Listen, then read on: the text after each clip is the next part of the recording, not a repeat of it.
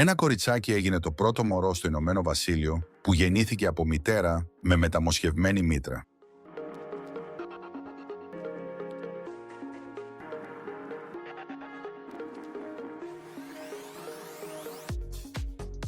Τον Φεβρουάριο γεννήθηκε το πρώτο μωρό στο Ηνωμένο Βασίλειο από γυναίκα με μεταμοσχευμένη μήτρα.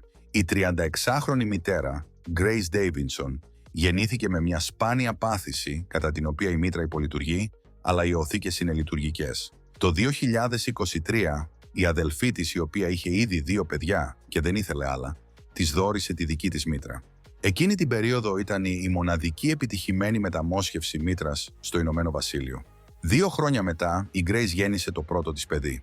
Το μωρό ζύγιζε λίγο περισσότερο από 2 κιλά όταν γεννήθηκε. Η μητέρα ήταν πολύ συγκινημένη γιατί δεν μπορούσε να φανταστεί ότι θα κατάφερε να φέρει στον κόσμο ένα παιδί. Η Grace λέει ότι της δόθηκε η επιλογή της παρένθετης μητρότητας ή της υιοθεσίας, αλλά ήθελε πολύ να κουβαλήσει το δικό της μωρό. Η μεταμόσχευση είχε αρχικά προγραμματιστεί να πραγματοποιηθεί στα τέλη του 2019, ωστόσο απέτυχε και μετά προέκυψε η πανδημία του COVID.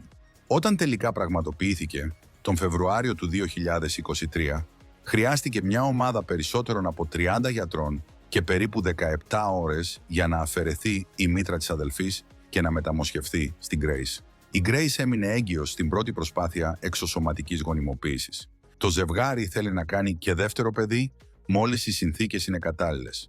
Η μεταμοσχευμένη μήτρα θα αφαιρεθεί μετά τη γέννηση ενός δεύτερου παιδιού.